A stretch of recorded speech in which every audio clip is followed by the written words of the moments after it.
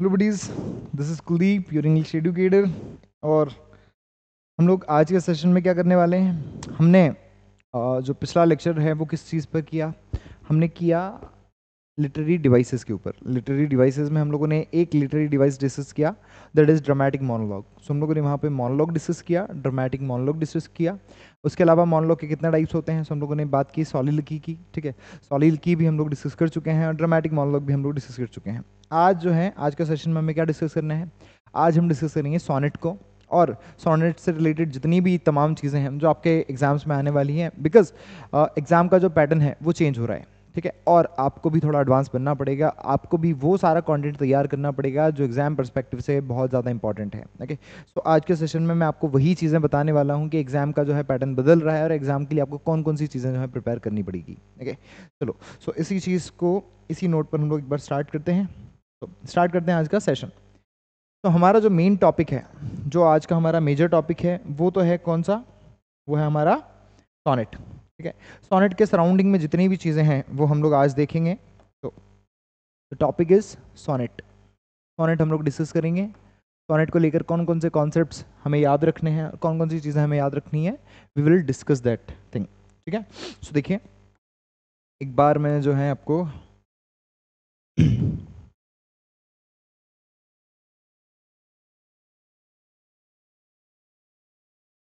देखिए, सो एक जो है शीट मैंने प्रिपेयर की है आप लोगों के लिए। ये जो नोट्स हैं आपको प्रोवाइड कर दी जाएंगे। You can access these things from the description, और सीधा आप एप्लीकेशन से भी इसको इंस्टॉल कर सकते हैं अगर आप एप्लीकेशन से लाइव देख रहे हैं। अदरवाइज आप जो है डिस्क्रिप्शन से इसको एक्सेस कर सकते हैं। ठीक है, सो देखिए हम स्टार्ट करेंगे किसको, सोनेट को स्टार्ट करेंगे। सोनेट को सबसे अच्छा तरीका है समझने का, या फिर किसी भी टर्म को सबसे अच्छा तरीका है समझने का, कि आप उसकी को क्रोनोलॉजिकल ऑर्डर में समझें। क्रोनोलॉजी का मतलब क्या होता है, क्रोनोलॉजी का मतलब होता है किसी भी चीज़ को समय क्रम के अनुसार समझना। ठीक है, अब समझिए हम लोग कैसे समझने वाले हैं। तो जो भी इंपॉर्टेंट चीज़ें होंगी मैं आपको साथ के साथ बताते चलूंगा। सबसे पहले देखिए, सोनेट की बात करें हम लोग, तो सोनेट जो है वो उसका ओरिजिन कहाँ से हुआ है। सो 13th और 14th सेंचुरी से इटली में इसका ओरिजिन हुआ माना जाता है। कुछ लोग कहते हैं कि 1200 में इसका ओरिजिन हुआ। ठीक है, और कुछ लोग जो है 13th और 14th सेंचुरी जो है वो एक अप्रोक्स आंसर देते हैं। ओके, सो आपको इस पर जो है नहीं उलझना है, आपको ये देखना है कि इसका ओरिजिन जो है वो इटली में होता है। इटली में एक सिटी थी सिसिली, वहाँ पर इसका जो है इन्वेंशन होता है। तो the sonnet originated in Italy during the 13th और 14th सेंचुरी, ये चीज़ आपको पता हो। It emerge as a short lyrical poem. ये किस तरीके से इमर्ज होता है, एक शॉर्ट लिरिकल पोम के रूप में। लिरिकल का मतलब क्या होता है, वो चीज़ जो लिरिक हो, मतलब जिसे गाया जा सके। सो गाया जा सकने वाला, बिकॉज अगर ये लिरिकल है तो इसका एक रिदम होना चाहिए, तो इसका एक रिदम भी होता है, हम लोग समझेंगे इसके बारे में। तो it emerge as a short lyrical poem design to express one controlled theme. एक सिंगल कंट्रोल्ड थीम के लिए जो है ये डिज़ाइन की गई। मतलब अगर सोनेट चल रहा है तो उसमें एक ही थीम होना चाहिए। लव अगर पोम है तो लव पोम होना चाहिए, अगर उसमें कोई और एक्सप्रेशन है तो कोई एक्सप्रेशन होना चाहिए। तो यहाँ पर मोस्टली जो है लव के लिए हम लोग सोनेट को लिखा करते हैं। नेक्स्ट देखिए, it became associated with the Sicilian school of poetry. ये जो है सिसिली से इन्वेंट होती है, तो यहाँ पर जो पोइट्री का स्टाइल है वो सिसिलियन स्कूल ऑफ पोइट्री जो है वो रखा जाता है। अब हम सीधा ऐसा नहीं बोलेंगे कि सोनेट जो है 14 लाइन का पोम होता है, क्या होता है क्या नहीं होता है। हम इसके बैकग्राउंड को भी जो है वो तराशना पड़ेगा, बैकग्राउंड को भी हमें पढ़ना पड़ेगा। ठीक है, सो बैकग्राउंड अगर आप तैयार कर रहे हैं तो ही आप अपने आप को second grade, first grade, third grade के लिए तैयार कर रहे हैं। बहुत ज़्यादा बेसिक चीज़ें जो है आपके अगर पूछी जाएगी तो थर्ड ग्रेड में पूछी जाती है। फर्स्ट ग्रेड, सेकंड ग्रेड के लिए आपको थोड़ा जो है ज़्यादा स्टैंडर्ड जो है तैयार करना पड़ेगा, बिकॉज आजकल के जो एग्जाम्स हैं, हम लोग बोलते हैं ना एग्जाम नहीं निकल रहा है, नहीं निकल रहे हैं। तो द रीज़न इज़ कि हम जो है उसके ओरिएंटेशन के अकॉर्डिंग पढ़ाई नहीं कर रहे हैं। तो अगर आप ओरिएंटेशन के अकॉर्डिंग पढ़ाई करते हैं तो ऑब्वियसली आपका एग्जाम जो है वो दौड़ कर निकलेगा। ठीक है, सिर्फ निकलेगा नहीं, दौड़ कर निकलेगा। देखिए, तो this is the thing, it became associated with Sicilian school of poetry. दूसरी बात अगर कर रहे हैं हम लोग, तो इन्वेंशन तो हुआ इसका, लेकिन इन्वेंट किसने किया। सो इन्वेंटर था इसका, जिसका नाम क्या था। सो देखिए, the invention of sonnet is popularly credited to Giacomo da Lentini. Giacomo da लैंटिनी नाम के पर्सन थे जिन्होंने इसको इन्वेंट किया। His formal experimentation set the blueprint, balanced argument in limited lines। इन्होंने क्या किया, इन्होंने जो है पुरानी जो पोइटिक डिवाइसेस थी, पोइटिक फॉर्म्स थी, उनमें एक एक्सपेरिमेंट करके सोनेट को बनाया। और इन्होंने जो है किस हिसाब से बनाया, balanced argument in limited lines, कि आप लिमिटेड लाइंस में बैलेंस्ड आर्ग्यूमेंट्स को जो है पेश कर पाएं। लिमिटेड लाइंस होती हैं, आपको पता है सोनेट में 14 लाइंस होती है, नहीं पता है मैं बता रहा हूँ आपको, 14 लाइंस होती है ना। तो बैलेंस्ड आर्ग्यूमेंट्स होता है लिमिटेड लाइंस में। नेक्स्ट देखिए, अर्ली डेवलपमेंट की अगर बात करें, हम 13th सेंचुरी से हमने स्टार्ट किया, हमने इन्वेंशन देखा। तो इन्वेंशन हुआ सोनेट का। सोनेट का इन्वेंशन किसने किया? जियाकोमो डा लेंटिनी। कहाँ पर किया? इटली के सिसिली शहर में। और किस जो है पोइटिक स्कूल से ये बिलोंग करता है? तो ये पोइटिक स्कूल से बिलोंग करता है जिसका नाम है Sicilian poetic school. Okay, next देखिए, अर्ली डेवलपमेंट्स क्या हुए? The sonnet form gained artistic maturity in the hands of Francesco Petrarch. ठीक है, अब इटली से स्टार्ट हुआ, किसने स्टार्ट किया इसको? जियाकोमो डा लेंटिनी ने। बाद में किसके हाथ में आता है? फ्रांसिस्को पेट्रार्क के हाथ में। ठीक है, हम आगे पेट्रार्कन सोनेट्स भी पढ़ेंगे, बहुत सारी चीज़ें पढ़ेंगे, बट आपको यहाँ पर ध्यान देना है कि फ्रांसिस्को पेट्रार्क के हाथ में ये आता है। कब? 1304 से 1374 तक। ठीक है, ये इसमें कई सारे इन्वेंशंस करते हैं, कई सारी नई नई चीज़ें लेकर आते हैं। तो Francesco Petrarch. Petrarch's sonnet sequence was addressed to Laura. अब समझिए, आपका जो सबसे इंपॉर्टेंट क्वेश्चन बन सकता है वो है सोनेट सीक्वेंस से। अब सोनेट सीक्वेंस क्या होता है? सोनेट सीक्वेंस अगर हम लोग समझें तो सोनेट सीक्वेंस एक ऐसा सोनेट होता है, एक ऐसा ग्रुप होता है जिसमें कई सारे सोनेट्स होते हैं। ठीक है, और वो जो सारे सोनेट्स हैं वो एक थीम पर बेस्ड होते हैं, उसको बोलते हैं सोनेट सीक्वेंस। तो पेट्रार्क ने जो भी सोनेट लिखे हैं वो अपनी बिलविड, शायद बिकॉज किसी को नहीं पता है ना, तो शायद बिलविड को लेकर जो है उन्होंने अपने जो है सारे सोनेट्स लिखे हैं, और उनका सभी का एक ही पॉइंट होता था, दैट इज लॉरा। ठीक है, सो लॉरा उनकी बिलविड थी जिनको लेकर उन्होंने सारे जो सोनेट्स हैं लिखे हैं। तो Petrarch sonnets sequence was address to Laura. Laura को उन्होंने एड्रेस किए हैं। हिज आइडियलाइज बिलविड, जो उनकी बिलविड मानी जाती है, ऐसा है ना। His emotional complexity, philosophical tone and rhetorical precision influenced 300 years of European poetry। अब समझिए क्या कहते हैं। उनकी जो इमोशनल कॉम्प्लेक्सिटी थी, वो इमोशंस को बहुत कॉम्प्लेक्स तरीके से बताते थे। ठीक है, बहुत ज़्यादा जटिलता बताते थे इमोशंस में। तो ये जो चीज़ थी, उनकी जो फिलोसफिकल टोन थी, बिकॉज पहले जो है जियाकोमो डा लेंटिनी ने क्या किया? सिर्फ लव पोम्स के लिए लिखा, लेकिन यहाँ पर उन्होंने फिलोसफिकल चीज़ें जो हैं वो भी ऐड की इसमें। और जो रिटोरिकल प्रिसीजन है, जो उसकी रिदम है, जो टोन है, जो बोलने चलने का तरीका है, वो जो है वो 300 साल तक जो है यूरोप की पोइट्री को इन्फ्लुएंस करता है, प्रभावित करता है। Next, his structure is now called the Petrarchan और इटालियन सोनेट। और जब पेट्रार्क के हाथ में ये आता है, और पेट्रार्क ने जो जो चीज़ें की उसकी वजह से इसे पेट्रार्कन और इटालियन सोनेट जो है कहा जाता है। नेक्स्ट देखिए, पेट्रार्कन सोनेट की अगर बात करें तो इसको आप क्लासिकल सोनेट भी कहते हैं, इटालियन सोनेट भी कहते हैं। तो क्लासिकल इटालियन है, क्लासिकल सोनेट कह सकते हैं, इटालियन सोनेट कह सकते हैं, पेट्रार्कन सोनेट इसको हम लोग कहते हैं। तो अगर आपसे कोई पूछे कि फादर ऑफ सोनेट कौन है, तो आप बोलेंगे फ्रांसिस्को पेट्रार्क, बिकॉज सबसे ज़्यादा पॉपुलैरिटी इन्होंने ही दिलाई है। ठीक है, सो देखिए, सो सोनेट जो है डिवाइड होता है, पेट्रार्कन सोनेट जो होता है वो डिवाइड होता है। अब देखिए टोटल कितनी लाइन्स होती है सोनेट में? सोनेट में टोटल लाइन्स होती है 14। कितनी लाइन्स होती है? 14। अब पेट्रार्कन जो सोनेट है वो किस तरीके से डिवाइड है? तो पहला ऑक्टेव जो कि 8 लाइन्स का होता है, ऑक्टेव 8 लाइन्स का होता है, जो प्रेजेंट करता है प्रॉब्लम को, इमोशनल आइडिया को, इमोशंस को, आइडियाज को जो है वो शो करता है। समझिए, 2 पार्ट्स में है, एक ऑक्टेव है और एक सेस्टेट है। अगर हम बात करें ऑक्टेव की, सो ऑक्टेव कितनी लाइन्स का है? 8 लाइन्स का। सेस्टेट कितनी लाइन्स का है? 6 लाइन्स का। तो पहले की जो 8 लाइन्स हैं, मतलब ऑक्टेव जो है वो क्या शो कर रहा है आपको? पहले की जो 8 लाइन्स हैं वो प्रेजेंट करती है किसी प्रॉब्लम को, किसी इमोशन को प्रेजेंट करता है, किसी आइडिया को प्रेजेंट करता है। अब बाद में जो 6 लाइन्स आएंगी जिनको हम लोग सेस्टेट बोलते हैं, ये प्रोवाइड करती है क्या? Resolution, reflection. रिफ्लेक्शन मतलब सोच विचार, उस प्रॉब्लम पर विचार किया जा रहा है। रेजोल्यूशन मतलब उसको सॉल्व किया जा रहा है। ठीक है, तो पेट्रार्कन सोनेट 2 पार्ट्स में डिवाइडेड है, ऑक्टेव और सेस्टेट। सेस्टेट में रेजोल्यूशन होता है, रिफ्लेक्शन होता है, सॉल्यूशन होता है, और ऑक्टेव में क्या होता है आपका? Problem, emotional idea. इससे एक क्वेश्चन निकल कर आता है, इससे एक क्वेश्चन निकल कर आता है वोल्टा। ठीक है, अब वोल्टा क्या होता है समझिए। तो वोल्टा जो है टर्न इन थॉट, सोच जो होता है, जो भी थॉट्स हैं, जो भी विचार चलते आ रहे हैं, उनमें एकदम से बदलाव आ जाता है, बिल्कुल वक्त जज्बात बदल जाते हैं। ठीक है, सो ये कब आता है? 8 लाइंस के बाद में। ठीक है, पेट्रार्कन सोनेट में। तो अगर 8 लाइंस के बाद में आ रहा है, इसका मतलब ऑक्टेव में तो प्रॉब्लम्स हैं, तो जब सेस्टेट स्टार्ट होता है वहीं से वोल्टा स्टार्ट हो जाता है, वहीं से एक चेंज आता है।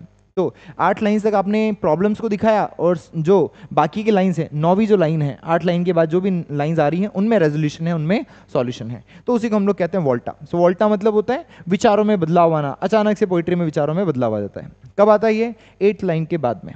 उसके अलावा देखो, आप राइम स्कीम देख सकते हैं। तो इसमें जो ऑक्टेव है उसकी राइम स्कीम देखिए, A B B A B B A. और उसके बाद जो सेस्टेट है उसकी राइम स्कीम क्या होती है? या तो सी डी ई होती थी, या फिर सी डी सी होती थी। ठीक है, सो ये राइम स्कीम यहाँ पर हुआ करती थी, समझिए आप। सो पेट्रार्कन सोनेट में वोल्टा और ये सारी चीज़ें आपको ध्यान रखनी है। नेक्स्ट चीज़ आती है मीटर। मीटर क्या होता है? मीटर एक ट्रेडिशनल फीचर है और यहाँ पर सोनेट में मीटर कौन सा पाया जाता है? सो मीटर है यहाँ पर। Sonnets are traditionally written in iambic pentameter. किस में मार्क किया जाता है इनको बताया जाता है आयम्बिक पेंटामीटर में। तो आयम्बिक पेंटामीटर में इसमें 5 आयाम्स होते हैं, डा डम 5, ठीक है, मैं समझाऊंगा इसको। Creates the heart beat rhythm, ये एक हार्ट बीट की रिदम को क्रिएट करता है। अलाउज नेचुरल स्पीच फ्लो, और नेचुरल स्पीच फ्लो को अलाउ करता है। अब समझिए इसका सेंस क्या है, ठीक है। तो अब हम समझते हैं हमारे मीटर को कि मीटर क्या होता है, ठीक है। सो देखिए मीटर क्या होता है, ठीक है। अगर हम सोनेट की बात करें तो सोनेट में कौन सा मीटर पाया जा रहा है? यहां पर पाया जा रहा है iambic pentameter, iambic pentameter. Okay, अब देखिए मीटर को समझने से पहले आपको 2 टर्म समझनी है। सबसे पहली जो टर्म है इट इज कॉल्ड सिलेबल। क्या समझना है आपको? सिलेबल, सिलेबस नहीं है ना, सिलेबल समझना है। सिलेबस क्या होता है? फॉर एग्जांपल मैं आपको बोलूं, उसकी अगर मैं फर्स्ट लाइन लिखूं, when to this session of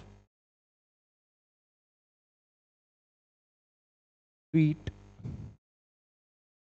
silent thought,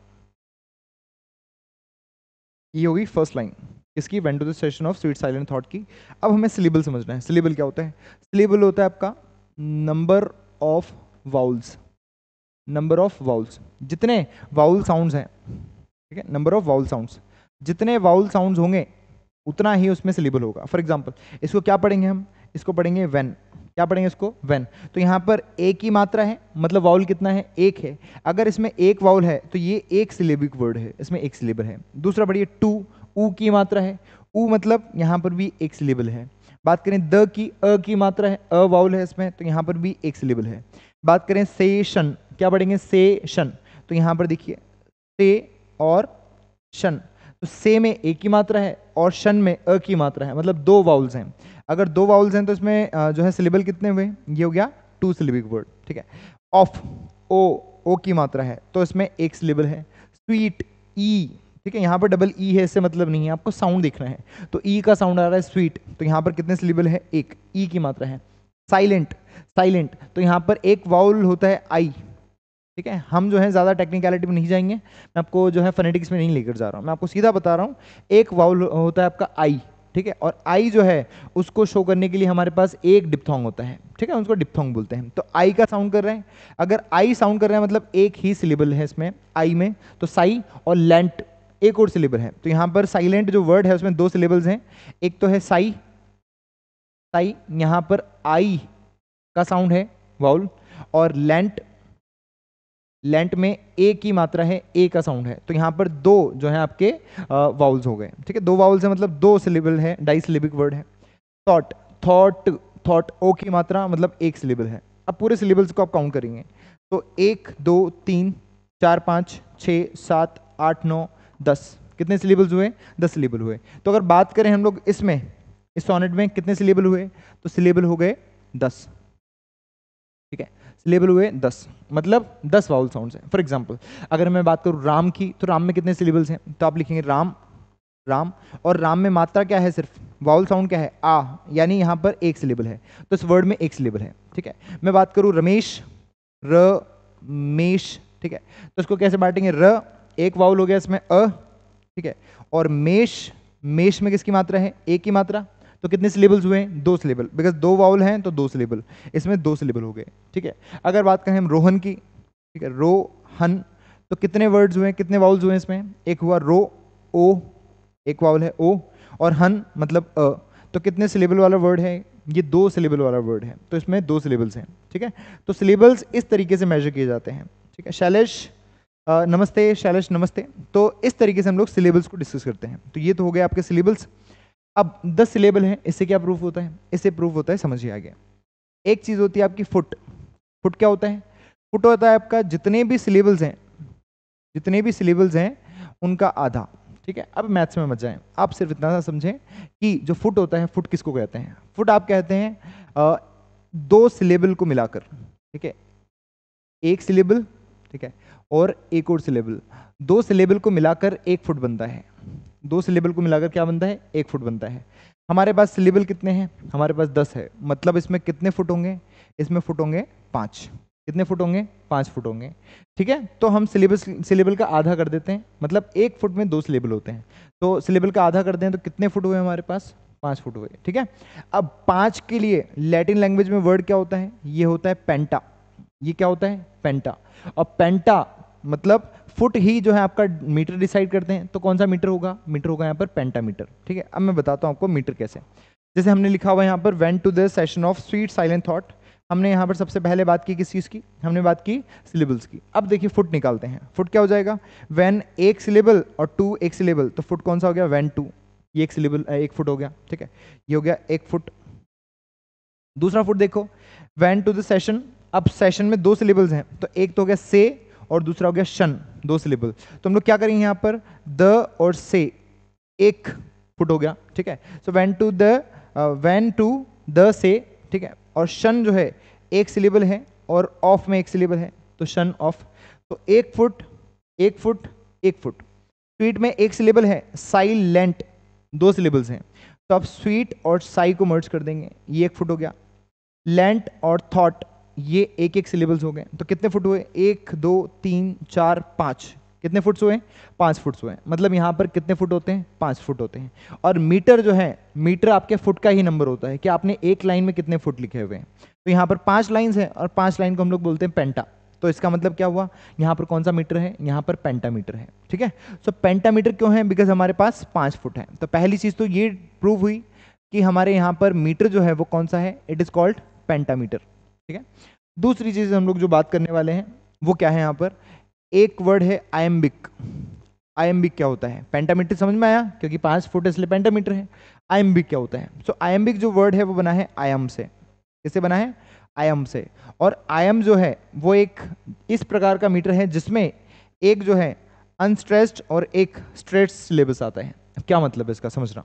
unstressed का मतलब जिसको बहुत सॉफ्टली बोला जा रहा है, थोड़ा सा टाइम लग रहा है बोलने में, और स्ट्रेस मतलब होता है जिसको बोलने में ज्यादा टाइम लगे। ये जो है साइन होते हैं कुछ, ये दिखाते हैं अनस्ट्रेस्ड को, यू फॉर अनस्ट्रेस्ड, अनस्ट्रेस्ड, और आई जो है वो स्ट्रेस को दिखाता है। ठीक है, तो सिलेबल जो है 2 तरह के होते हैं, एक वो जिसको बोलने में बहुत कम टाइम लगे, एक वो जिसको बोलने में ज्यादा टाइम लगे। ठीक है, अब ये कैसे होता है? जैसे मैं बोलूं फॉर एग्जाम्पल सेशन। ठीक है, सेशन, क्या बोला मैंने? सेशन। अब इसमें से कौन सी चीज है जिसको बोलने में ज्यादा टाइम लगे? से या शन? स्टेशन या सेशन? ठीक है, क्या बोलेंगे? अब देखो, आप यहां पर इसको इस लाइन में समझ सकते हैं। पहले हमने लिखा वेन, तो वेन को बोलने में कम टाइम लग रहा है, टू में ज्यादा लगा, वेन टू ये बोलेंगे। फिर उसके बाद द से में ज्यादा टाइम लगेगा, फिर शन में कम टाइम लगेगा, ऑफ में ज्यादा लगेगा, सो शन ऑफ, ऐसा करके। सो हम लोग क्या देख रहे हैं? वेन इसमें कम टाइम लग रहा है, टू में ज्यादा टाइम लग रहा है, तो ये तो कौन सा सिलेबल है? ये अनस्ट्रेस्ड है। और ये कौन सा है? ये स्ट्रेस्ड है। तो एक अनस्ट्रेस्ड सिलेबल और एक स्ट्रेस सिलेबल, ये क्या बनाता है? ये बनाता है आयम को। तो आयम वहां पर आता है जहां पर सबसे पहला वर्ड जो है, सबसे पहला जो सिलेबल होता है वो अनस्ट्रेस्ड होता है, जिसको बहुत कम टाइम में आप बोल पाए। ठीक है, और दूसरा जो होता है वो स्ट्रेस्ड होता है, जिसको बोलने में ज्यादा टाइम लगे। तो यहाँ पर बात क्या है? यहाँ पर बात ये है कि जो आपका फर्स्ट लाइन होती है या फिर जो पूरी पोइट्री में जो लाइंस होती है, उनमें पहली बात तो 5 फुट होता है। कितना फुट होता है? 5 फुट। और पहला जो सिलेबल होता है वो स्ट्रेस्ड होता है और दूसरा अनस्ट्रेस्ड होता है। इसी वजह से इसको बोलते हैं आयम। क्या बोलते हैं इसको? आयम बोलते हैं। और इसी वजह से जो सोनेट होता है उसका जो मीटर होता है उसको हम लोग आयम्बिक पेंटामीटर बोलते हैं। क्या बोलते हैं? Iambic pentameter. सो शैलेश, आपको समझ में आ रही है बात? बताइए। तो 5 फुट होते हैं और आयम होता है, इसलिए इसको बोलते हैं आयम्बिक पेंटामीटर। ठीक है, अब चलिए हमारे सोनेट पर हम लोग चलते हैं। सोनेट के थ्रू हम लोग इसको समझते हैं। तो देखिए, ये सोनेट है, यहाँ पर हम इस चीज को समझ रहे हैं। तो went to the sessions of sweet silent thought, went to the session of sweet silent thought, I summon up remembrance of things past. अब देखिए, फर्स्ट लाइन का तो हम लोगों ने कर दिया है पोस्टमार्टम, सेकंड लाइन को जो है उसको देखिए, फुट और सिलेबल हमें निकालने हैं। तो फर्स्ट जो है, शैलेश कुमारी सिंह, लाइव चल रही है क्लास? बिल्कुल बिल्कुल शैलेश, लाइव चल रही है। ओके, देखिए सिलेबल हमें निकालना है, तो फर्स्ट जो है वो क्या हो जाएगा? आई। क्या है ये? आई। इसमें कितने वाउल्स हैं? तो ये डिप्थोंग होता है, आई एक ही वाउल है। ओके, सो इसमें एक वाउल है। समन, इसका हो जाएगा सम और मन, सम मन, समन। ठीक है, सम मन ऐसा। तो इसमें कितने वाउल्स हैं? इसमें 2 हैं, तो एक सिलेबल ये हुआ और एक सिलेबल ये हुआ। यहाँ पर आई में एक सिलेबल हो गया, ठीक है। अब सिलेबल्स को हम लोग काउंट करेंगे। अप एक सिलेबल अ, रिमेम्बर, रिमेम्बर, लेकिन यहाँ पर क्या लिखा हुआ है? रीमेम्ब्रेंस, रीमेम्ब्रेंस। तो यहाँ पर एक सिलेबल ये हुआ, एक मैम हुआ और एक ब्रेंस हुआ, रीमेम्ब्रेंस, ठीक है। उसके बाद देखिए ऑफ, ऑफ में ओ की मात्रा मतलब एक वाउल, थिंग्स इसमें ई की मात्रा थिंग्स, और ये हो गया पास्ट, यहाँ पर एक सिलेबल। अब पूरा काउंट करते हैं तो 1 2 3 4 5 6 7 8 9 और 10, कितने फुट हुए? कितने सिलेबल हुए? यहाँ पर 10 सिलेबल हुए। अगर सिलेबल 10 है हमारे पास तो फुट कितने हैं ये समझिए। तो फुट हो जाएंगे सिलेबल का आधा, मतलब यहाँ पर हो जाएगा 5 फुट, और फुट से ही मीटर बनता है। अगर आपके पास 5 फुट है तो आप इसको क्या बोलेंगे? आप इसको बोलेंगे पेंटामीटर। क्या बोल देंगे आप इसको? पेंटामीटर। यहाँ पर मीटर कौन सा है? पेंटामीटर है, ठीक है। और आयम का मतलब क्या होता है? आयम का मतलब होता है फर्स्ट वर्ड जो बहुत आराम से बोला जा रहा है, दूसरा वर्ड जिसको ज्यादा लंबा खींचा जा रहा है। मतलब आराम से जिसे बोला जा रहा है वो है अनस्ट्रेस्ड, और जिसे लंबा खींचा जा रहा है वो है आपका स्ट्रेस। तो जैसे आई समन, ठीक है, सम, तो आई सम, इसको ना हमें ज्यादा स्ट्रेस लेके बोलना पड़ेगा, ठीक है। तो इसको बोलते हैं आयम्बिक। सो आयम्बिक पेंटामीटर इसलिए कहा जाता है बिकॉज उसमें ये सारी रामलीला पाई जाती है, ठीक है। होप आपको बात समझ में आई हो। तो सोनेट जो है वो किस मीटर में लिखा जाता है? आपका सोनेट लिखा जाता है आयम्बिक पेंटामीटर में, ठीक है। सो मीटर हमने डिस्कस किया, सोनेट का मीटर है आयम्बिक पेंटामीटर। तो 5 आयम्स होते हैं। 5 आयम मतलब 1 फुट 1 आयम, दूसरा फुट दूसरा आयम, तीसरा फुट तीसरा आयम, चौथा फुट चौथा आयम, 5वां फुट 5वां आयम। तो 5 आयम होते हैं मतलब 5 फुट होते हैं, ठीक है। एक ड होता है, एक डम होता है, ड डम, ड डम। तो ड जो है उसको थोड़े से में हम लोग बोल पा रहे हैं, मतलब अनस्ट्रेस्ड। डम इसको हम लोग थोड़ा ज्यादा टाइम ले रहे हैं, मतलब ये स्ट्रेस है। तो एक अनस्ट्रेस और एक स्ट्रेस होता है। दूसरी चीज, creates the heart beat rhythm, heart beat rhythm को क्रिएट करता है। डडम, डडम हार्ट बीट होती है, सो ध धक, ठीक है। तो पहला जो धक होता है वो बहुत आराम से होता है, दूसरा जो होता है वो ज्यादा होता है। आपने साइंस में पढ़ा होगा लब डब इसको बोलते हैं, सो लब डब। तो दूसरा जो होता है वो ज्यादा लाउड होता है, ज्यादा जो है वो स्ट्रेस होता है। अलाउज नेचुरल स्पीच फ्लो, और ये नेचुरल स्पीच फ्लो को अलाउ करता है, मतलब जैसे हम लोग बोलते हैं वैसा ही ये चलता है। हम लोग जैसे स्टार्ट करते हैं तो स्टार्टिंग में हम लोग बहुत आराम से बोलते हैं, फिर बीच में हमारी पिच उठ जाती है, तो वैसा यहाँ पर होता है। नेक्स्ट देखिए, एंट्री इनटू इंग्लैंड। अब अभी तक हम लोगों ने क्या बात की? अभी तक हमने क्या बात की सोनेट को लेकर? देखिए हम रिवाइज करते हैं सोनेट को लेकर। सोनेट में हम लोगों ने डिस्कस किया कि सबसे पहले जो है सोनेट कहाँ पर इन्वेंट हुआ? तो इन्वेंट होता है ये इटली में। कहाँ पर इन्वेंट होता है? इटली में। इटली में कहाँ पर? ये इन्वेंट होता है सिसिली में, ठीक है। सिसिली नाम की सिटी में इन्वेंट होता है। कौन इन्वेंट करता है इसको वहां पर? तो हम लोगों ने नाम भी देखा, जियाकोमो डा लैंटिनी, ठीक है। जियाकोमो डा लैंटिनी नाम के व्यक्ति ने जो है इसको इन्वेंट किया। दूसरी बात, इटली में ही एक और व्यक्ति आता है जिनका नाम होता है पेट्रार्क, ठीक है। फ्रांसिस्को पेट्रार्क, हमने इनका नाम देखा। तो एक व्यक्ति आते हैं पेट्रार्क, वो क्या करते हैं? वो इस टर्म को पॉपुलराइज करते हैं। इस टर्म को क्या करते हैं? पॉपुलराइज करते हैं, और साथ ही में इसको रिफाइन करते हैं और भी अच्छा इसको बनाते हैं, ठीक है। तीसरी चीज हमने सोनेट के बारे में क्या देखी? सोनेट के बारे में हमने देखा मीटर। मीटर क्या होता है सोनेट का? सोनेट का जो मीटर होता है वो होता है आपका आयम्बिक पेंटामीटर। कौन सा होता है? Iambic pentameter. तो इसमें आयम्बिक पेंटामीटर पाया जाता है, ये हमने डिस्कस किया। दूसरी बात, पेट्रार्क का जो सोनेट था उसको हम लोग क्या कहते हैं? उसको हम कहते हैं पेट्रार्कन सोनेट। कौन सा सोनेट? इसको हम लोग कहते हैं पेट्रार्कन सोनेट, ठीक है। पेट्रार्कन सोनेट के बारे में हमने क्या चीज देखी? पेट्रार्कन सोनेट के बारे में हमने चीज देखी कि ये 2 पार्ट्स में बटा होता था। फर्स्ट तो होता था ऑक्टेव और दूसरा होता था सिस्टेट, ठीक है। मतलब ऑक्टेव यानी कितनी लाइंस? 8 लाइंस, और सिस्टेट मतलब कितनी लाइंस? 6 लाइंस, ठीक है। दूसरी चीज, ऑक्टेव क्या प्रदर्शित करता था? ऑक्टेव प्रदर्शित करता था आपकी किसी भी प्रॉब्लम को। सिस्टेट क्या प्रदर्शित करता है? सिस्टेट उस प्रॉब्लम को जो है वो सही बताता है, उस प्रॉब्लम को जो है बिल्कुल सही करके बताता है। सही करके इन द सेंस उसका सॉल्यूशन जो है इसमें बताया जाता है, ठीक है। सो इस तरीके से आप जो है वो इसको स्टार्ट करते हैं। दूसरी चीज, आगे हम क्या देख रहे हैं कि अब जो सोनेट है वो जो इटली में था अब वो इंग्लैंड में आ जाता है। कहाँ आ जाता है? इंग्लैंड में आ जाता है। अब जैसे ही सोनेट इंग्लैंड में आता है तो कोई तो भैया इसको लाया होगा इंग्लैंड में। तो इंग्लैंड में इसको कौन लाता है? तो इंग्लैंड में लाने का जो श्रेय जाता है वो जाता है आपके किस पर्सन को? समझिए, एक सेकेंड, ठीक है। इंग्लैंड में लाने का श्रेय जो है वो जाता है आपके थॉमस वाइट को। किसको जाता है? Thomas white. थॉमस वाइट जो है इसको इंग्लैंड में लेकर आते हैं, और इस टोन में ये जो सोनेट है इसमें थोड़ा सा एक्सपेरिमेंट कौन करते हैं हमारे? इसमें हमारे जो हैं उनको कहा जाता है एडवर्ड हावर्ड, ठीक है। एडवर्ड हावर्ड थोड़ा सा इसमें एक्सपेरिमेंट करते हैं। तो दो लोग हैं, टॉमस वाइट और एडवर्ड हावर्ड, जो इसको इंग्लैंड में लेकर आते हैं। चलिए अब उनके बारे में हम थोड़ा सा इन्फॉर्मेशन लेते हैं। So the sonnet was introduced into English literature. English literature में सोनेट को जो है कौन लेकर आते हैं? सर टॉमस वाइट, ठीक है, और साथ ही में हेनरी हावर्ड अर्ल ऑफ सरी जिनका नाम था। सो हेनरी हावर्ड इसको लेकर आते हैं इंग्लैंड में, सर टॉमस वाइट और Henry Howard. Next, they modified Italian rhyme patterns to suit English consonantal endings. मतलब क्या है इसका? इंग्लिश में जैसा रिदम होता है उसको सूट करने के लिए वो क्या करते हैं, वो इसको इंग्लिश में कैसे लिखना है उसके लिए थोड़ा सा मॉडिफाई करते हैं, चेंज करते हैं। मतलब जो स्ट्रक्चर इटली में था वो यहाँ पर इंग्लैंड में नहीं चलेगा, यहाँ पर चेंज करना पड़ेगा। सरे also introduce the final rhyming couplet. अब देखो एक और क्वेश्चन बनता है यहाँ से क्वेश्चन क्या बनता है? क्वेश्चन ये बनता है कि जो सरे हैं, सरे मतलब Earl of Surrey, Henry Howard की बात हो रही है। हेनरी हावर्ड क्या करते हैं? फाइनल राइमिंग कपलेट जो है उनको इन्वेंट करते हैं, उनको प्रदर्शित करते हैं। पहले क्या था? पहले जो है पैटर्न था पहले पैटर्न था ऑक्टेव का और सेस्टेट का, कि 8 और 6 लाइंस मिलाकर जो है 14 लाइंस होगी। अब क्या हुआ, इन्होंने कपलेट जो है उसको इन्वेंट किया, मतलब लास्ट में 2 लाइंस का जोड़ा अलग से होगा, यानी अब नंबर नहीं बढ़ा रहे हैं, 14 लाइन में ही 2 लाइंस का जोड़ा अलग होगा। अगर 2 लाइंस का जोड़ा अलग है तो बाकी स्ट्रक्चर में भी चेंज आएंगे, ये आपको ध्यान रखना है। सरे ने जो है किसको इन्वेंट किया? Final rhyming couplet. तो कपलेट का इन्वेंशन किसने किया? तो आपको याद रखना है हेनरी हावर्ड अर्ल ऑफ सरे ने, ठीक है।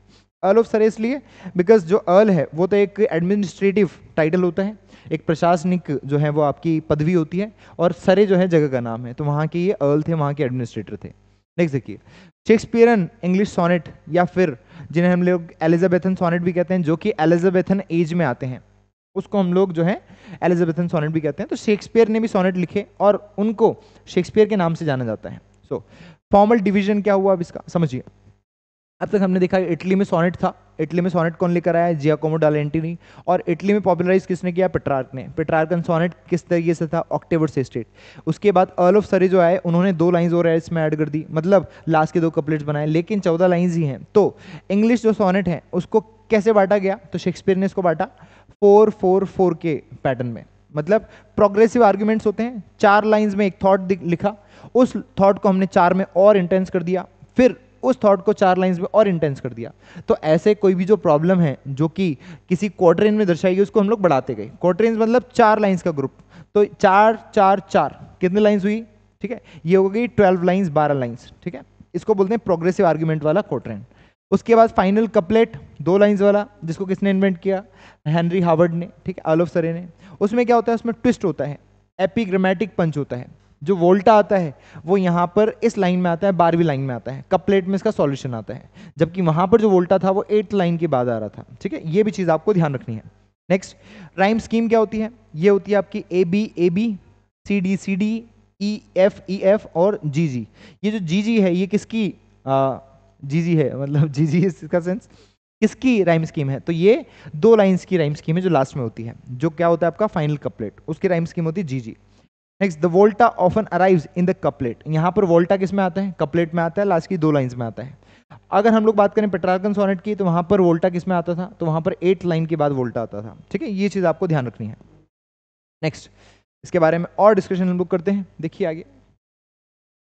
William Shakespeare perfected this model writing 154 sonnets. अब समझिए विलियम शेक्सपियर क्या करते हैं? इस मॉडल को जो है परफेक्ट कर देते हैं, और उन्होंने कितने सोनेट्स लिखे? उन्होंने 154 सोनेट्स लिख डाले, ठीक है। तो वो इसमें परफेक्ट हो गए और उन्होंने 154 सोनेट्स जो है वो लिख दिए, ठीक है। ये चीज भी आपको ध्यान रखनी है। नेक्स्ट बढ़ते हैं, मेजर थीम्स क्या थी उनके सोनेट्स की? सो टाइम वर्सेस ब्यूटी, इस समय के साथ जो ब्यूटी है, जो सुंदरता है, वो ढलती जाती है, ये उनकी थीम थी। आर्टिस्टिक इमोरलिटी, कि आर्टिस्ट होते हैं वो कभी नहीं मरते हैं। शेक्सपियर खुद एक आर्टिस्ट थे, बहुत ज़्यादा ड्रामाज इन्होंने लिखे, प्लेज लिखे, तो वो खुद अपने सोनेट्स में कहते हैं कि आर्टिस्ट जो होता है वो इमॉर्टल होता है, ठीक है। तो उसके अंदर इमोर्टैलिटी पाई जाती है। नेक्स्ट, द फेयर यूथ के बारे में ये लिखते हैं। फेयर यूथ जो है उसको ये एड्रेस करते हैं, ओके। द डार्क लेडी को ये एड्रेस करते हैं और राइवल पॉइंट को एड्रेस करते हैं, ठीक है। एक पर्सन बताया जाता है WH नाम का पर्सन, जिसको इन्होंने अपने सोनेट जो है डेडिकेट किए, ठीक है। तो ये डार्क लेडी को डेडिकेट करते हैं, फेयर यूथ को डेडिकेट करते हैं, राइवल पॉइंट WH को जो है ये डेडिकेट करते हैं। हम शेक्सपियर के बारे में सेपरेट डिस्कशन करेंगे, फिलहाल हम सोनेट पर रहते हैं। नेक्स्ट, अब सोनेट किन किन के हाथ में आया, आपको ये ध्यान होना चाहिए। तो पहला जो व्यक्ति था जिसके हाथ में सोनेट आया वो था जियाकोमो डा लेंटिनी, ठीक है, जियाकोमो जिसने इन्वेंट किया। उसके बाद किसके हाथ में आता है, ये आता है पेट्रार्क के हाथ में। किसके हाथ में, पेट्रार्क के हाथ में। यहाँ तक ये सोनेट जो है कहीं कहाँ रहा, ये इटली में रहा। उसके बाद इंग्लैंड में कब आया, जब सर थॉमस वाइट जो है इसको इंग्लैंड लेकर आए। सो सर थॉमस वाइट जो है उसको कहाँ लेकर आते हैं, इंग्लैंड लेकर आते हैं। फिर उसके बाद हेनरी हार्वर्ड जो है, हेनरी हार्वर्ड इसके साथ कुछ एक्सपेरिमेंट्स करते हैं और क्या कर देते हैं, उसका एक्सपेरिमेंट करके उसको जो है 2 कपलेट्स और ऐड कर देते हैं उसमें। तो ये जो है इंग्लैंड में लेकर आए। अब सोनेट कहाँ आ चुका है, इंग्लैंड में आ चुका है। बाद में जो काम हो रहा है वो भी इंग्लैंड में हो रहा है। फिर उसके बाद आता है शेक्सपियर के हाथ में। शेक्सपियर जो है इसके ऊपर 154 सोनेट्स लिख डालते हैं। उसके बाद क्या आते हैं, उसके बाद आता है ये स्पेंसर के हाथ में, एडमंड स्पेंसर के हाथ में। एडमंड स्पेंसर इसमें कुछ और एक्सपेरिमेंट्स करते हैं और वो उन सोनेट्स को नाम देते हैं स्पेंसिरियन सोनेट, जो कि 16th सेंचुरी के आसपास, रेनेसा के आसपास जो है आता है। Created by Edmund Spenser. Edmund Spenser ने इसको क्रिएट किया, एडमंड स्पेंसिरियन सोनेट को। Uses interlocking rhyme. अब समझिए डिफरेंस क्या है जो इंग्लिश सोनेट थे उनमें और ये स्पेंसिरियन सोनेट्स में डिफरेंस क्या है। सो डिफरेंस ये है कि यहाँ पर इंटरलॉकिंग राइम को यूज किया जाता है। इंटरलॉक्ड राइम मतलब ए बी, ठीक है, ये क्वार्टरन खत्म हुआ, बी सी ये क्वार्टरन खत्म हुआ, सी डी ये क्वार्टरन खत्म हुआ और लास्ट के 2 कपलेट जो है यहाँ पर बचे। अब समझिए एक चीज ये है कि जो लास्ट लाइन है किसी क्वार्टरन की वो दूसरे क्वार्टरन की फर्स्ट लाइन है, ठीक है, और जो किसी दूसरे क्वार्टरन की लास्ट लाइन है वो तीसरे क्वार्टरन की फर्स्ट लाइन है। इसको बोलते हैं हम लोग इंटरलॉकिंग राइम स्कीम, ठीक है। तो इंटरलॉकिंग राइम स्कीम कौन यूज करते हैं, स्पेंसर, एडमंड स्पेंसर, किसमें, स्पेंसिरियन सोनेट्स में, ठीक है। ये चीज आपको ध्यान रखनी है। Next, enhances continuity and argument linkage. ये कंटिन्यूटी को भी बनाए रखते हैं और आर्ग्यूमेंट्स का जो लिंकेज है, जो बीच में लिंक होता है आर्ग्यूमेंट्स के बीच में, उसको भी बनाए रखते हैं। तो अगर लास्ट राइम स्कीम मैच हो रही है मतलब थॉट्स भी मैच होंगे, तो यहाँ पर जो आर्ग्यूमेंट्स हैं वो भी लिंक्ड रहते हैं, ठीक है। सो इस तरीके से हम लोग डिस्कस करते हैं। बोलिए, बात समझ में आ रही है सभी को। नेक्स्ट देखिए, स्ट्रक्चरल वोकैबुलरी इंपॉर्टेंट फॉर स्कैंशन और एनालिसिस। स्कैंशन क्या होता है, स्कैंशन का मतलब होता है किसी भी पोइट्री के बारे में एनालिसिस करना, पोइट्री को एनालाइज करना स्कैंशन कहलाता है। तो structural vocabulary, for example the turn in mood argument क्या कहलाता है, वोल्टा कहलाता है। अगर पोइट्री में कोई सिंगल थॉट चला रहा है और कुछ लाइंस के बाद वो थॉट चेंज हो जाता है, मतलब पहले प्रॉब्लम्स बताई, पहले अच्छा सब चल रहा था, फिर उसके बाद कुछ परिवर्तन आ जाता है, तो उसको बोलते हैं वोल्टा। वोल्टा मतलब होता है टर्न इन मूड और आर्गुमेंट, विचार में, मूड में जो है टर्न आ जाता है, परिवर्तन आ जाता है। नेक्स्ट, पेट्रार्कन सोनेट जो होता है, पेट्रार्कन सोनेट, इसमें जो वोल्टा आता है वो कब आता है, 8 लाइंस के बाद में। हम पहले वाले सोनेट्स की बात करें जिसमें ऑक्टेव और सेस्टेट है, तो ऑक्टेव प्रॉब्लम्स को दिखाता है, ऑक्टेव की बाद जो है सॉल्यूशन आता है, मतलब 8 लाइंस के बाद जो है उसमें मूड चेंज होता है। शेक्सपियर के सोनेट की हम लोग अगर बात करें तो यहाँ पर कपलेट में आता है जनरली, इसमें कपलेट में लास्ट की 2 लाइन में सॉल्यूशन बताया जाता है, बाकी लाइन जो है प्रॉब्लम्स को डिस्कस करती हैं। नेक्स्ट देखिए, कंसीड की अगर बात करें तो कंसीड जो है वो क्या होता है, elaborate metaphor, intellectual and surprising, ठीक है। कुछ मेटाफर्स यहाँ पर यूज होते हैं जिनको हम लोग कंसीड कहते हैं। सो इलैबोरेट मेटाफर, ये भी मेटाफर का एक टाइप होता है जो हम लोग मेटाफर में समझेंगे, ठीक। और मैं आपको आगे समझाऊंगा जब हम जॉन डन पढ़ेंगे, ठीक है। तो जॉन डन में मैं आपको ये चीज समझा दूंगा। नेक्स्ट देखिए, 10 लाइन लेवल प्रोसोडी। प्रोसोडी क्या होता है, प्रोसोडी होता है प्रोनाउंसिएशन से रिलेटेड जो टर्म्स आती हैं उनकी बात कर रहे हैं। तो appears in almost every sonnet question, ठीक है, हर सोनेट के क्वेश्चन में जो है ये एग्जाम्पल आपको देखने को मिलता है। और ये सबसे इंपॉर्टेंट पार्ट है, अगर कहीं पर आपसे डेफिनेशन से रिलेटेड कोई भी क्वेरी की जाती है एग्जाम में तो वो यहीं से आएगी और बहुत इंपॉर्टेंट चीज़ है, आपको ध्यान रखना है। फर्स्ट वर्ड इज सिजूर। क्या पढ़ते हैं इसको, सिजूर। सिजूर और सिजूरा इसको पढ़ते हैं। सिजूरा क्या होता है आपका, a pause inside a line, एक लाइन के बीच में अगर पॉज आ जाए, फुल स्टॉप आ जाए, ठीक है। फॉर एग्जाम्पल सोनेट चल रहा है, मान लो सोनेट चल रहा है, ठीक है, और सोनेट चल रहे हैं, ये यहाँ से लेकर यहाँ तक की फर्स्ट लाइन है सोनेट की, उसके बीच में ही अगर फुल स्टॉप आ गया तो इसको बोलेंगे सिजूर, ठीक है, सिजूरा इसको कहते हैं। ऑफन क्रिएटेड बाय पंक्चुएशन, जो पंक्चुएशन के द्वारा होता है, फुल स्टॉप के द्वारा होता है जनरली।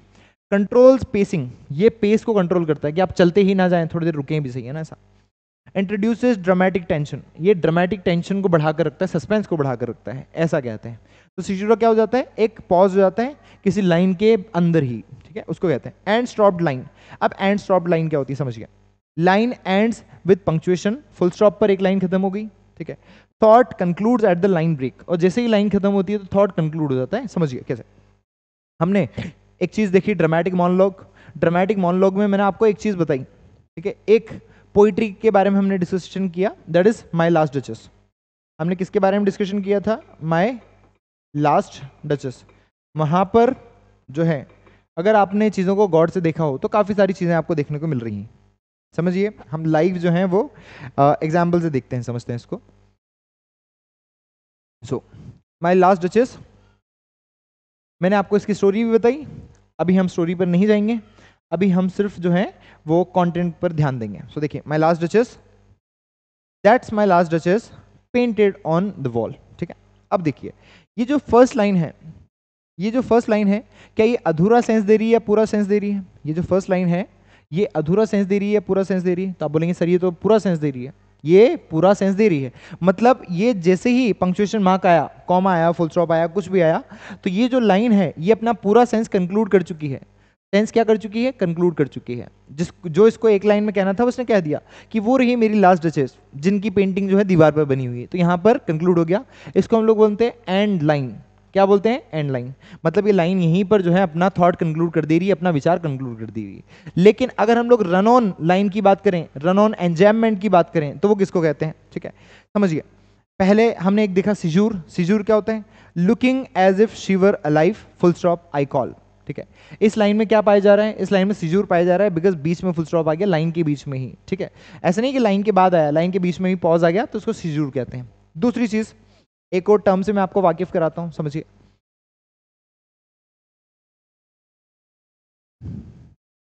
हमने बात की सीजूर की। सीजूरा क्या होता है? सीजूरा होता है आपका पॉज। ठीक है, कहां पर पॉज? लाइन के बीच में, लाइन के अंदर pause. And stop line. And stop line क्या होती है? लाइन एंड्स विद पंक्चुएशन, किसी भी पंक्चुएशन में लाइन खत्म है और थॉट कंक्लूड हो जाता है उस लाइन के खत्म होते ही। ठीक है, ऐसा creates closer and rhetorical authority. ये जो है एक क्लोजर को दिखाती है कि लाइन यहां पर खत्म हो गई, ऐसे दिखाती है। नेक्स्ट, एक रन ऑन लाइन होती है जिसको हम लोग एंजॉयमेंट कहते हैं। एंजॉयमेंट क्या होता है? देखो, लाइन जो है वो बीच में से ही शुरू हो रही है और खत्म नहीं हो रही है, आगे बढ़ जा रही है। फॉर एग्जाम्पल, यहाँ पर looking as if she were alive, यहाँ पर थॉट कंप्लीट हुआ। फिर उसके बाद एक लाइन स्टार्ट हुई, आई कॉल। क्या यहाँ पर ये लाइन कंप्लीट हो गई? इस लाइन में नहीं हुई। ये लाइन फिर दूसरी तरफ जा रही है, तो हम लोग that piece, I call that piece a wonder now from and all's hand. मतलब ये लाइन जो है वो यहाँ स्टार्ट हुई और दूसरी लाइन में चली गई, तो इसको बोलते हैं रन ऑन लाइन। क्या बोलते हैं इसको? Run on line. ठीक है, सो ये कहलाती है आपकी रन ऑन लाइन। तो रन ऑन लाइन क्या होती है? जो line flows into the next without punctuation. Line जो है एक लाइन में थी, ठीक है, और वो वही लाइन जो है, वही थॉट जो है दूसरी लाइन में चले जा रहा है, उसको बोलते हैं हम लोग रन ऑन लाइन या फिर एंजॉयमेंट। ये चीज आपको याद रखनी है। Sonnets strategically balance all three. Sonnets strategically balance all three to create rhetorical pressure within limited space. मतलब सोनेट जो है वो इन सारी चीजों को जो है मेंटेन करके चलता है। ठीक है, ये सारी चीजें जो है आपको पाई जा सकती है सोनेट में। Themes in traditional sonnets. अगर ट्रेडिशनल सोनेट्स की बात करें तो उनमें क्या क्या थीम पाई जाती है, तो समझिए। तो रोमांटिक लव जो है इनमें दिखाया जाता है, ब्यूटी इनमें दिखाया जाता है, टाइम इन डिके, समय और समय जो बर्बादी करता है उसके बारे में यहाँ पर दर्शाया जाता है। फेथ इन मोरालिटी, फेथ धर्म, मोरालिटी, मोरालिटी मतलब क्या होती है आपकी? नैतिकता, इन सब के बारे में डिस्कशन होता है। फेथ का मतलब विश्वास हो सकता है, ठीक है, आस्था हो सकती है।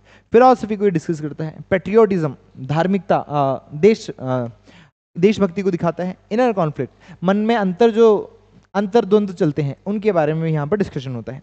नेक्स्ट, अब सोनेट किसके हाथ में आया? अब सोनेट आता है मिल्टन के हाथ में। ठीक है, जॉन मिल्टन के हाथ में।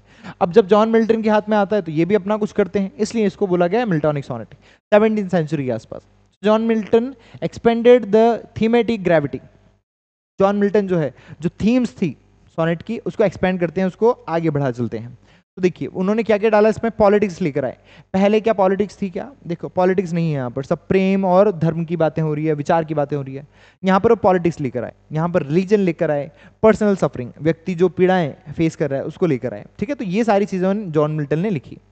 रिड्यूस पेट्रार्कन स्वीटनेस, उन्होंने पेट्रार्कन जो स्वीटनेस थी, पेट्रार्क ने जो जब लिखना स्टार्ट किया तो उसने बहुत मधुर, बहुत प्रेमी पूर्ण तरीके से लिखा, प्रेम के बारे में लिखा। लेकिन यहाँ पर उसको जो है उस स्वीटनेस को, उस मधुरता को कम कर दिया गया। इंक्रीज सीवरिटी, और यहाँ पर एक्सट्रीमिटी, स्ट्रिक्टनेस ज्यादा आ गई। ठीक है, चीजों में स्ट्रिक्टनेस आ गई। Example, on his blindness. On his blindness की बात करें तो जॉन मिल्टन जो है वो अंधे हो चुके हैं और ईश्वर से जो है बातचीत कर रहे हैं, तो यहाँ पर वो आस्था को दर्शाते हैं अपनी, ऐसा। नेक्स्ट, रोमांटिक विक्टोरियन एडेप्टेशन, मतलब रोमांटिक एज में, विक्टोरियन एज में क्या क्या जो है वो सोनेट में आया। तो the sonnet revived in the 19th century, 19th century में सोनेट को वापस रिवाइव किया गया। ये मॉडर्न एस्पेक्ट आ जाता है सोनेट का, ठीक है। आपके सिलेबस में देखिए मॉडर्निज्म और पोस्ट मॉडर्निज्म दोनों हैं, अगर उसको देखें तो ये बहुत ज़्यादा इंपॉर्टेंट हो जाता है आपका उस पर्सपेक्टिव से। Now Wordsworth, Keats, Shelley, Elizabeth Barrett browning, इन्होंने जो है कुछ नई चीज़ें लेकर आए। आपको ये भी याद रखनी है कौन कौन सोनेट को जो है कंट्रीब्यूट करता है। तो वर्ड्सवर्थ ने भी सोनेट्स जो है उनके बारे में चर्चा की है, कीट्स ने चर्चा की है, शैले ने जो है काफ़ी कुछ लिखा है सोनेट को लेकर। एक बार मैं इसको फिक्स कर देता हूँ, ओके ऐसा। तो Wordsworth, Keats, Shelley, Elizabeth Barrett Browning infuse nature, subjectivity, introspection. क्या क्या लेकर आते हैं? नेचर लेकर आते हैं। सब्जेक्टिविटी मतलब हर कोई अपने हिसाब से सोनेट्स को लिख पा रहा है, ऐसी कोई चीज़। इंट्रोस्पेक्शन मतलब आत्मविश्लेषण, इसको हम लोग कहते हैं। तो आत्मविश्लेषण इसमें होता है। सोनेट जो है वॉज ऑल अबाउट आत्मविश्लेषण, तो आत्मविश्लेषण को लेकर जो है सोनेट्स को लिखा गया। नेक्स्ट देखिए कर्टल सोनेट, जो बहुत इंपॉर्टेंट टर्म है जो आपको ध्यान रखनी है। कर्टल सोनेट क्या होता है? पहले और जनरली सोनेट 14 लाइंस का होता है, भले वो ऑक्टेव सिस्टम में बटा हो या फिर कोट्रेंस और कपलेट में बटा हो, लेकिन वो 14 लाइंस का होता है। एक पर्सन आते हैं जिनका नाम होता है आपका जीएम हॉपकिंस, ठीक है। सो जीएम हॉपकिंस, जरार्ड मैनले हॉपकिंस नाम था इन पर्सन का। ये कर्टल सोनेट्स को जो है डेवलप करते हैं। कर्टल सोनेट मतलब कटा हुआ सोनेट, कर्टेल यानी कटा हुआ। So short and mathematical version of the Petrarchan sonnet. Petrarchan sonnet का एक छोटा सा मैथमेटिकल वर्जन था। मैथमेटिकल क्यों? बिकॉज इसकी जो लाइंस थी वो 10.5 लाइंस की थी। ये जो सोनेट था वो 10.5 लाइंस का था। बाकी सोनेट कितने लाइंस के थे? 14 के, लेकिन ये जो सोनेट था वो 10 लाइंस का, 10.5 लाइंस का था। इसको कैसे बांटा गया इन्होंने? रिटेन्स द 4:1/2, ठीक है। तो ये जो सोनेट था वो 6 लाइंस में अलग था, और दूसरा जो पार्ट था वो 4.5 लाइंस का था। तो 6 लाइंस का अलग पार्ट है और 4.5 लाइंस का अलग पार्ट है। मतलब एक सेस्टेट है और एक क्वार्टेन और आधी लाइन है, ऐसा।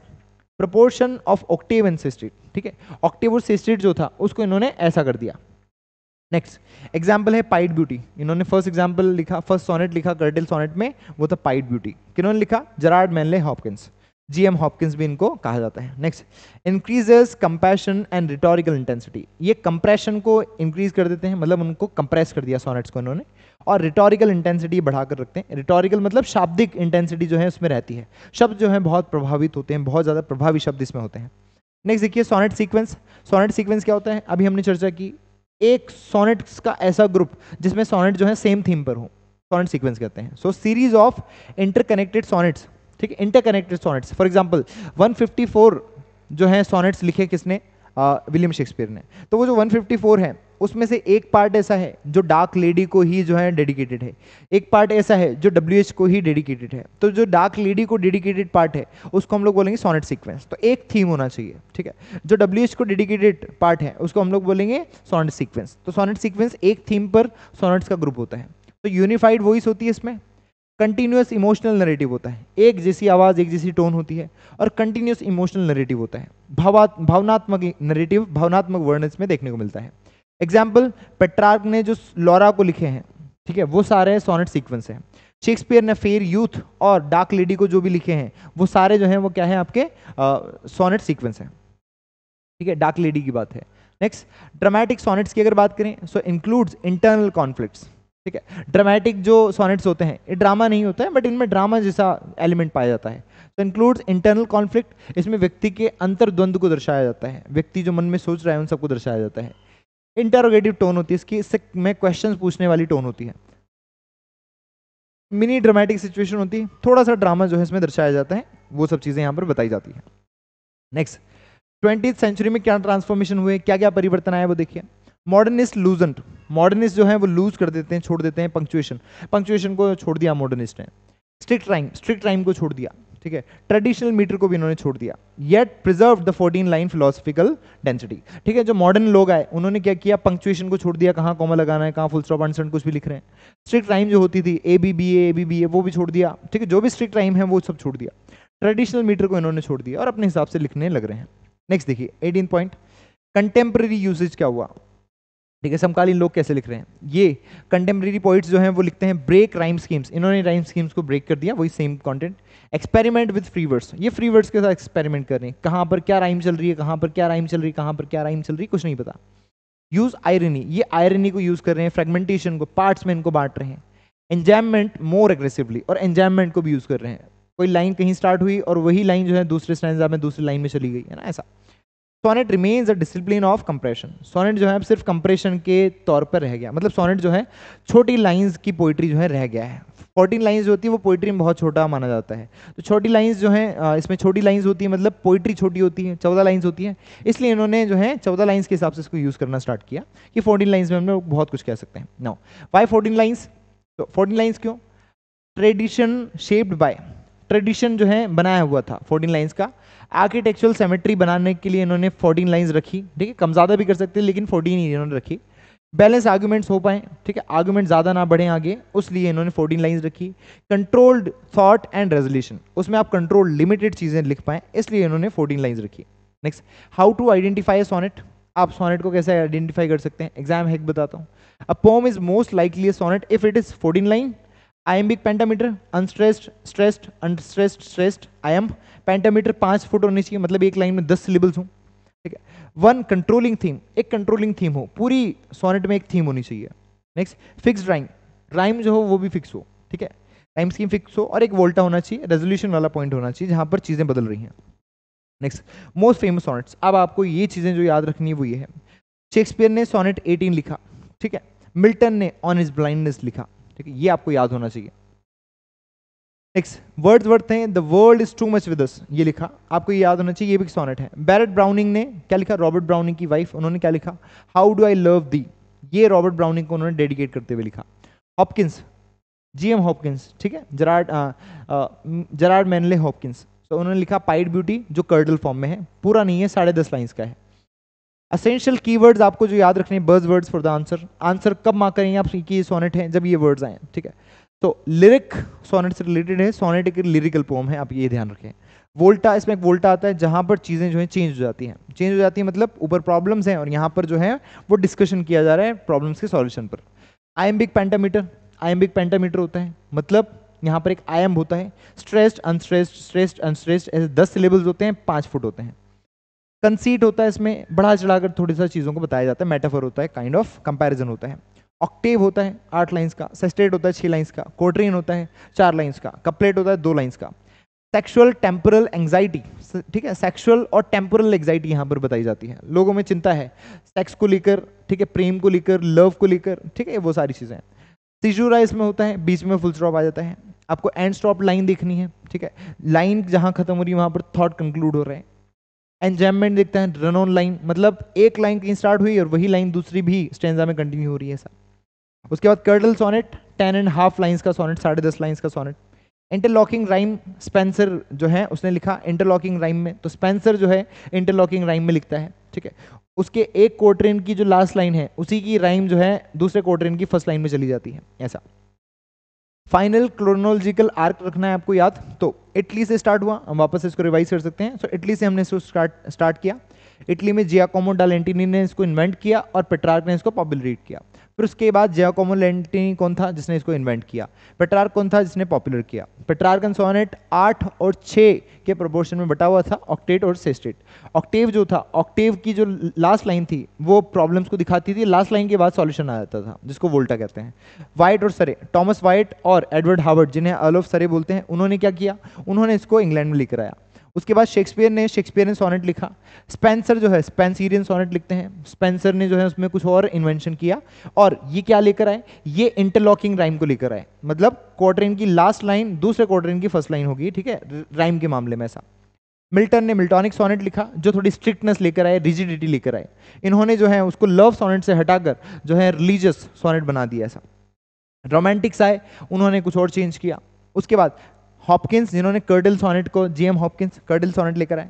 मॉडर्निस्ट जो है उन्होंने उसकी राइम स्कीम को बदल दिया, ठीक है, स्ट्रक्चर को बदल दिया, 14 लाइंस रखी, बस बाकी सब बदल दिया।